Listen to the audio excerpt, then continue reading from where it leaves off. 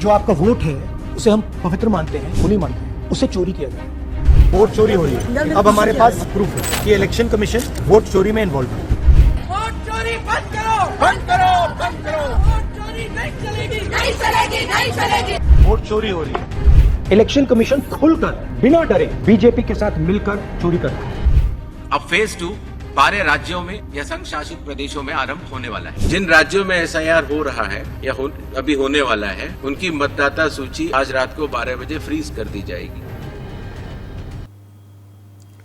साथियों नमस्कार, मैं हरिश्चंद्र बर्णवाल इस वीडियो में आप सभी का स्वागत करता हूं। दोस्तों, सबसे पहले तो महापर्व छठ की आप सभी को ढेरों मंगल कामनाएं।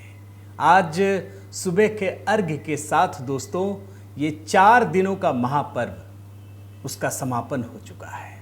लेकिन आप जानते हैं दोस्तों, कल शाम के अर्घ्य और सुबह के अर्घ्य, इसके बीच में राहुल गांधी को 6 बड़े झटके लगे हैं।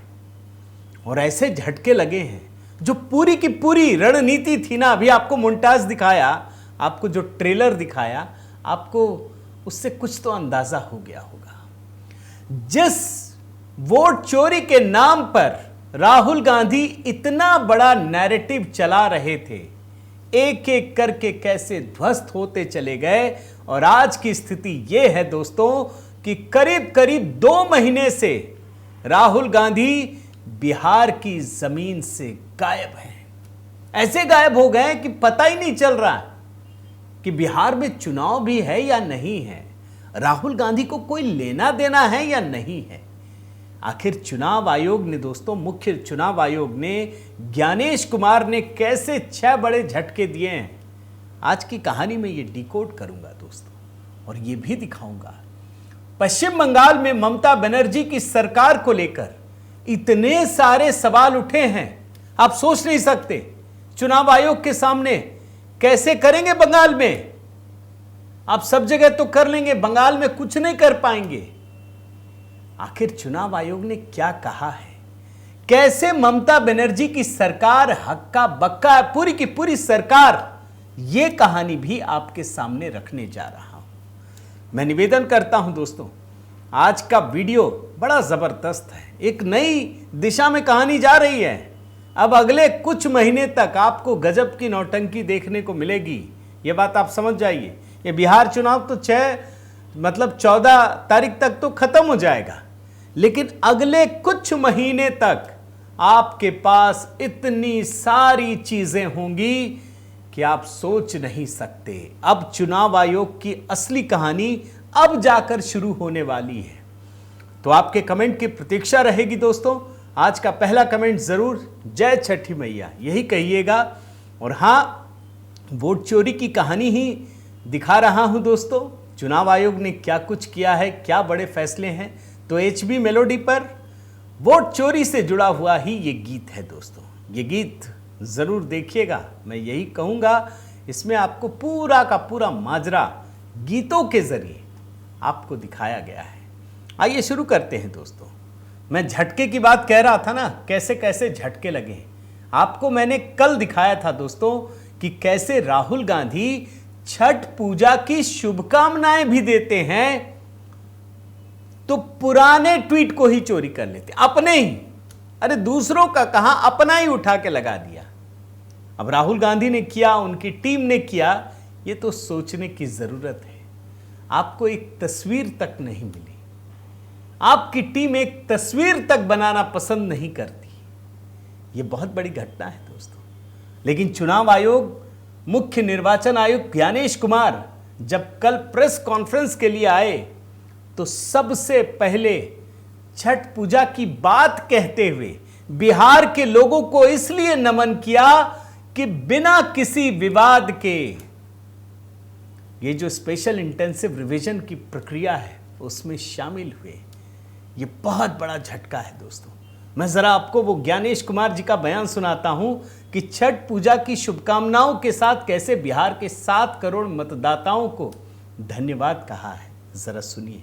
सबसे पहले मैं लोक आस्था और सूर्य उपासना के महापर्व छठ पूजा के इस पावन अवसर पर बिहार के सभी मतदाताओं को हार्दिक शुभकामनाएं देता हूं। आज अस्ताचलगामी भगवान भास्कर को अर्घ्य देने के शुभ दिन पर मैं बिहार के 7.5 करोड़ मतदाताओं को विशेष रूप से नमन करता हूं, जिन्होंने निर्वाचन आयोग पर अटूट विश्वास जताया है और एसआईआर में पूर्ण भागीदारी निभाई और अब इस चुनाव में मतदान करने के लिए उत्साहित है। दोस्तों, बिहार में स्पेशल इंटेंसिव रिवीजन ये पूरा हो ना पाए, इसके लिए राहुल गांधी ही नहीं, पूरा का पूरा गैंग टूट पड़ा, भिड़ पड़ा, सुप्रीम कोर्ट में लगा रहा, ऐसे ऐसे नैरेटिव बनाए। इसी से जुड़ा दूसरा झटका है, कल चुनाव आयोग ने ऐलान कर दिया कि अब पूरे देश में होगा, पूरे देश में 12 राज्यों के नामों का ऐलान कर दिया है। और ये 12 राज्य या केंद्र शासित प्रदेश क्या है, नाम बताता हूं। अंडमान निकोबार द्वीप समूह, गोवा, पुडुचेरी, छत्तीसगढ़, गुजरात, केरल, मध्य प्रदेश, उत्तर प्रदेश, राजस्थान, पश्चिम बंगाल, तमिलनाडु, लक्षद्वीप। मैं सर आपको ग्राफिक्स दिखाता हूं, देखिए इस ग्राफिक्स को। एक एक आंकड़े जारी किए हैं चुनाव आयोग ने। अब बहुत सारे राज्यों पे तो क्या नजर जाएगी, अब छत्तीसगढ़ में तो भाजपा की सरकार है, गोवा, गुजरात, केरल में भी होगा। उसके आगे नीचे आइए, लक्षद्वीप, मध्य प्रदेश, यहां तो हो ही जाएगा, पुडुचेरी, तमिलनाडु, राजस्थान, तमिलनाडु भी है। फिर इसके बाद उत्तर प्रदेश, ये बहुत बड़ा राज्य है दोस्तों, यहां से भी आपको बहुत सारी चीजें देखने को मिलेंगी। लेकिन चुनाव आयोग के लिए सबसे बड़ी चुनौती पश्चिम बंगाल है। यहां वास्तव में चुनौती है, इसमें कहीं दो मत नहीं है। मतलब इसमें कोई गलतफहमी में रहना ही नहीं चाहिए। यह सवाल हमारे मन में भी है, आपके भी मन में होगा दोस्तों, कि क्या वास्तव में चुनाव आयोग पश्चिम बंगाल में एसआईआर कर पाएगा। चुनाव आयोग ने कहा है दोस्तों 12 राज्यों के नाम और तमाम चीजें, जरा वो बयान सुनाता हूं। ये राहुल गांधी के लिए बहुत बड़ा झटका है। वो सोच रहे थे ना कि बिहार में सफल नहीं होगा, लीजिए 12 राज्यों के नाम आ गए, केंद्र शासित प्रदेशों के साथ। सुन लीजिए, ये वो 12 राज्य हैं जहां पर कल से एसआईआर शुरू होने वाला है। Andaman and Nicobar island union territory, state Chhattisgarh, Goa, Gujarat, Kerala union territory, Lakshadweep, Madhya Pradesh, Puducherry union territory, Rajasthan, Tamil Nadu, Uttar Pradesh, West Bengal. Paschim Bengal की कहानी में मेरी बहुत दिलचस्पी है दोस्तों, अभी मैं कुछ मिनट आगे बताऊंगा। लेकिन तीसरा झटका क्या है आप जानते हैं? आधी रात से जो वोटर लिस्ट है ना, उसको फ्रीज कर दिया गया है। आपको पता है ना कि जब पता चला कि बिहार में यह हो रहा है तो कई राज्यों में, बंगाल से भी ऐसी खबरें आई कि लगातार दनादन सारे सबूत बन रहे हैं, पुराने रिकॉर्ड बदल रहे हैं, ऐसी ऐसी चीजें हो रही थी। पुराने रिकॉर्ड दुरुस्त किए जा रहे थे। पता नहीं कौन से वोटर लिस्ट में किसका नाम जुड़ेगा। अब ये तो राज्य सरकार के अधिकारी ही करते हैं, कोई दूसरा तो करता नहीं है। चुनाव आयोग ने साफ कर दिया है, अब आज रात से, आधी रात से ये बंद, 12 बजे से जो बीत गया, ये भी एक झटका है। अब कोई कुछ नहीं कर पाएगा, अब चुनाव आयोग के हाथ में। अब तो अधिकारी भी जिनको वो कहेंगे उनको वही करना पड़ेगा, ये भी आप समझ लीजिए।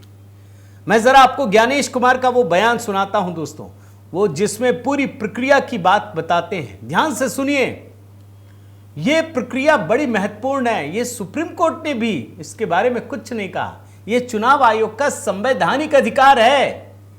जरा इस हिस्से को सुनिए दोस्तों। 12 बजे आधी रात को ये फ्रीज कर दिया गया है, देख लीजिए। तैयार के समय ईआरओज और एईआरओज मिलकर सबसे पहला जो काम करेंगे वो इन्यूमरेशन फॉर्म्स को प्रिंट करेंगे।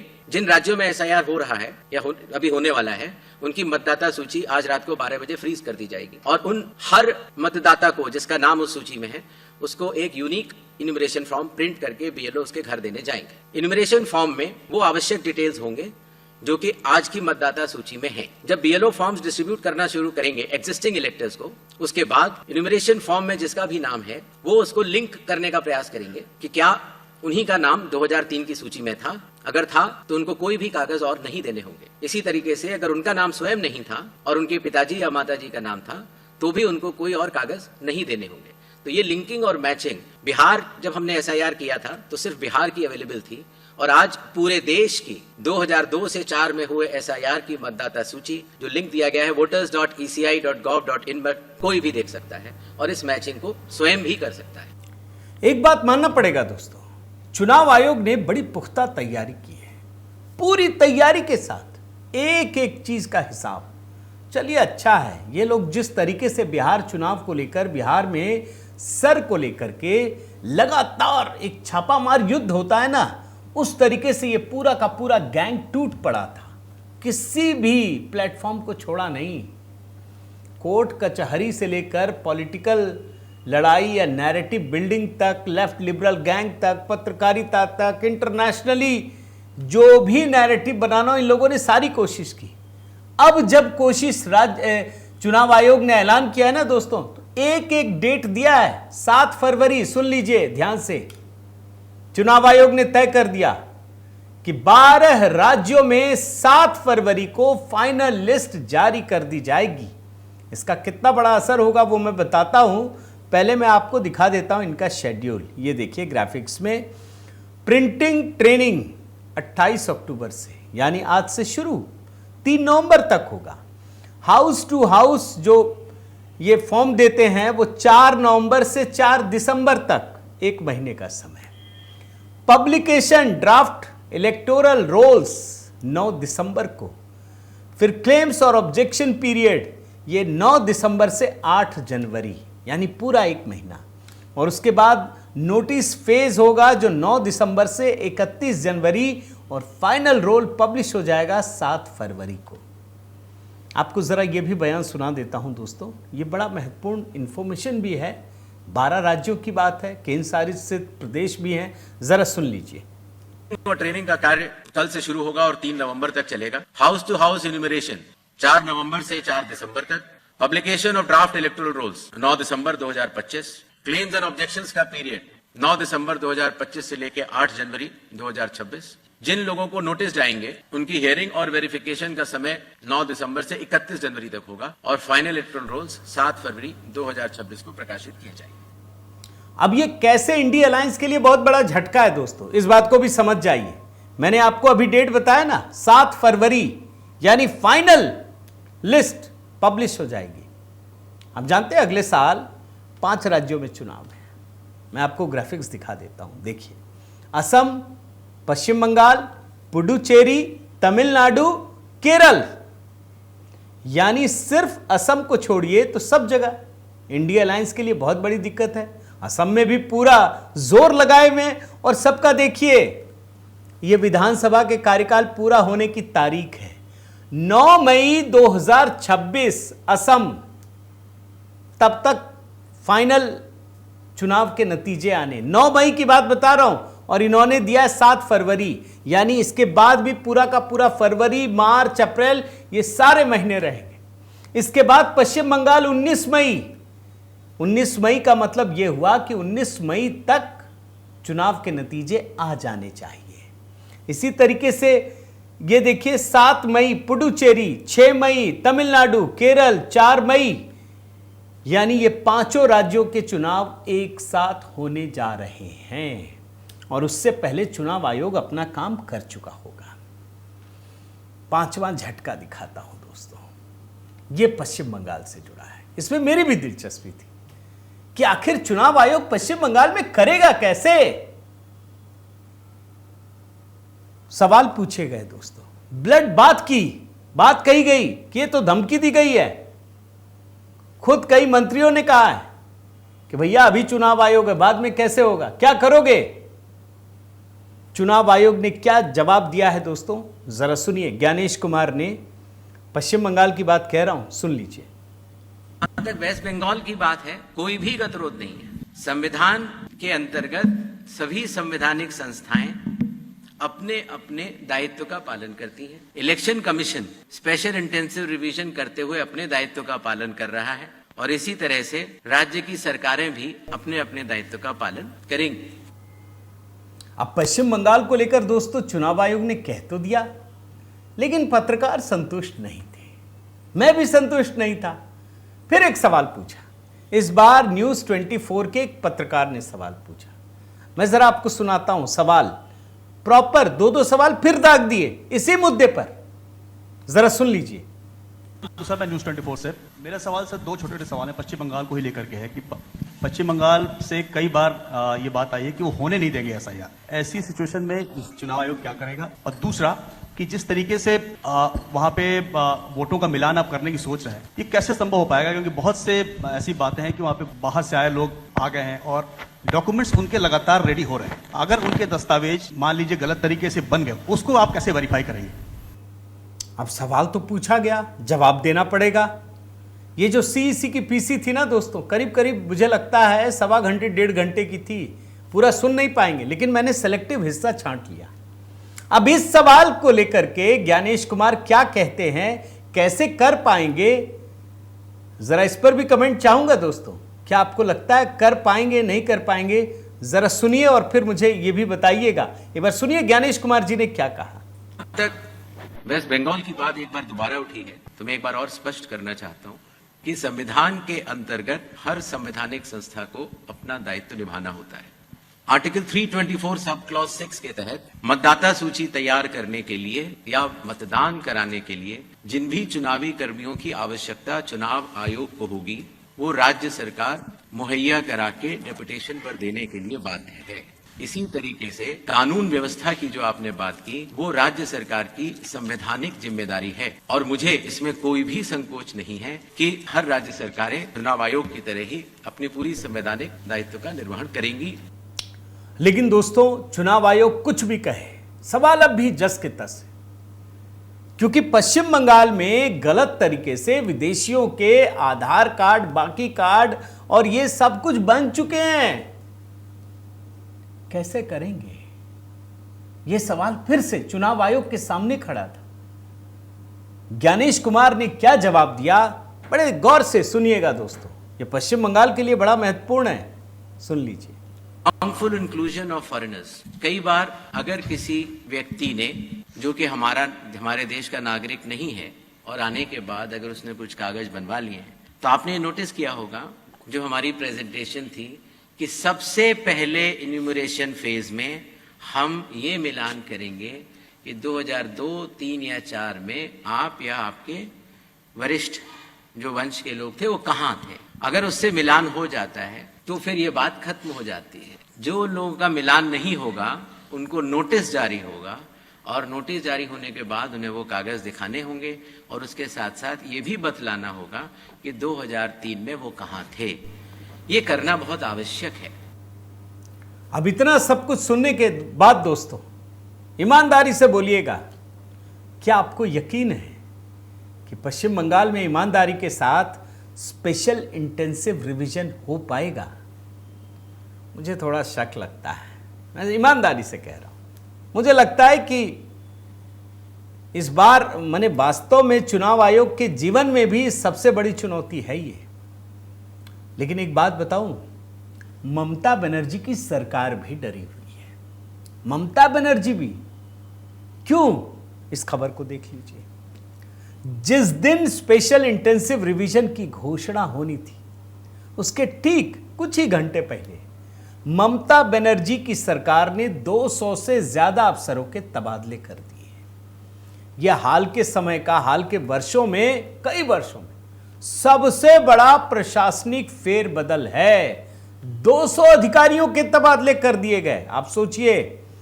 और इसमें 61 आईएएस, 61 आईएएस की बात बता रहा हूं, 145 WBCS अधिकारियों, यानी पश्चिम बंगाल जो अधिकारी होते हैं उसके 145 और 61, यानी 200 से अधिक।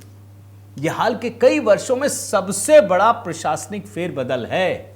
यह डर है, यह डर की निशानी है। और इतना ही नहीं दोस्तों, तृणमूल कांग्रेस ने 2 नवंबर को, जो मैं खबर दिखा रहा हूं आपको, एक रैली बुलाई है। बहुत बड़ी चुनौती है दोस्तों, याद रखिए, क्योंकि पश्चिम बंगाल की सरकार ही विरोध कर रही है, कोई दूसरा नहीं। पश्चिम बंगाल की सरकार, वहां की पार्टी, मुझे लगता है बहुत बड़ी मुश्किलें आएंगी। और मुझे यह भी लगता है दोस्तों कि यह सही मौका होगा कि अगर कुछ भी चुनाव आयोग के रास्ते में ये रोड़ा अटकाते हैं, सीधा आप राष्ट्रपति शासन लगाइए। आपने मणिपुर में लगाया ना, आप ही की सरकार थी ना, कोई खोट तो गया नहीं।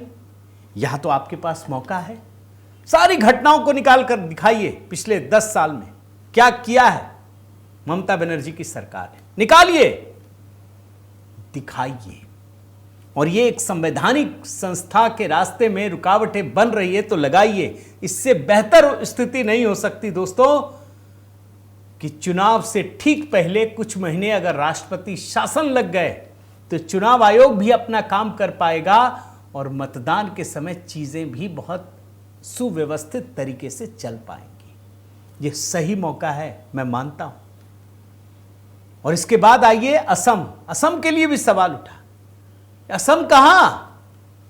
असम में नजरें बहुत विशेष हैं। तो इसमें पता चला मुख्य चुनाव आयुक्त ने कहा कि वहां एसआईआर की प्रक्रिया शुरू नहीं होगी, अभी नहीं होगी। असम में नागरिकता से जुड़े नियम थोड़े अलग हैं, उसके लिए अलग से होगा।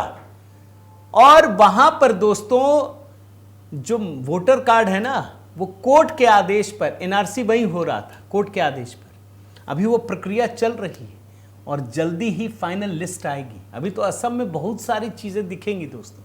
मैंने आपको यूं ही नहीं कहा, आने वाले दिनों में आपको बहुत सारी चीजें राजनीतिक रूप से देखने को मिलेंगी। अब राहुल गांधी के काम बढ़ जाएंगे। अभी इनको पहले बंगाल में चलाना पड़ेगा, फिर असम में करना पड़ेगा, केरल में जाना पड़ेगा, तमिलनाडु में जाना पड़ेगा। अच्छा है, काम दे दिया उन्होंने 7 फरवरी तक। जरा बयान सुनिए असम को लेकर के ज्ञानेश कुमार जी ने क्या कहा दोस्तों, बयान सुनिए। तमाम कई विषय पूछा गया। जैसा कि आप सब लोगों को विदित होगा, भारतीय नागरिकता कानून में आसाम के लिए नागरिकता के लिए अलग प्रावधान है। और दूसरा विषय यह है कि माननीय सुप्रीम कोर्ट की देखरेख में वहां पर नागरिकता की जांच का कार्यक्रम लगभग पूर्ण होने वाला है। ऐसी स्थिति में जो ये 24 जून का एसआईआर का ऑर्डर था, वो पूरे देश के लिए था, वो आसाम पर लागू नहीं होता और इसलिए आसाम के लिए अलग से रिवीजन के आदेश जारी किए जाएंगे। मैं तो एक बात स्पष्ट जानता हूं दोस्तों, अगले कुछ दिन, महीने, खास करके 7 फरवरी तक सिर्फ आम आदमी नहीं बल्कि एक देश के जीवन काल में, भारत के जीवन काल का सबसे महत्वपूर्ण फेज है। प्रधानमंत्री मोदी भी कह चुके हैं, जो विदेशी घुसपैठिए हैं वो हमारे हिस्से की चीजें छीन कर ले जा रहे हैं, मत दीजिए। चुनाव आयोग उस दिशा में आगे बढ़ रहा है। आप यकीन मानिए दोस्तों, पूरी दुनिया में ये लेफ्ट लिबरल गैंग उन अवैध घुसपैठियों को बचाने के लिए इतने षड्यंत्र करेंगे, कल्पना नहीं कर सकते। इसमें इस देश के नागरिकों की जिम्मेदारी बहुत बड़ी है। एक एक व्यक्ति को, जरूरी नहीं कि आप फील्ड में उतर कर करें, आप लिखिए, पढ़िए, लोगों तक बात कीजिए।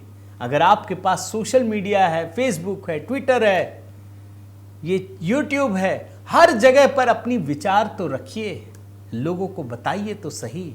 जो ये झूठ बोल रहे हैं उसका पर्दाफाश तो कीजिए। ये हम सब की जिम्मेदारी है दोस्तों। अगर नैरेटिव के हिस्से में हम हार गए तो ये भारत के लिए भी बड़ा नुकसानदायक है। मुझे लगता है दोस्तों आप मेरी बात से ज़रूर सहमत होंगे। कमेंट करके अपनी राय दीजिएगा। अगर आपने चैनल सब्सक्राइब नहीं किया है तो ज़रूर कीजिए, लाइक कीजिए, बेल आइकन दबाइए। और हाँ दोस्तों, HB मेलोडी पर वोट चोरी को लेकर ही ये नया गीत है, देखिएगा, बताइएगा कैसा लगा। आपके कमेंट की प्रतीक्षा रहेगी। अभी के अभी कमेंट पे आप क्लिक कीजिए, सुनिए। बहुत बहुत धन्यवाद। जय छठी मैया।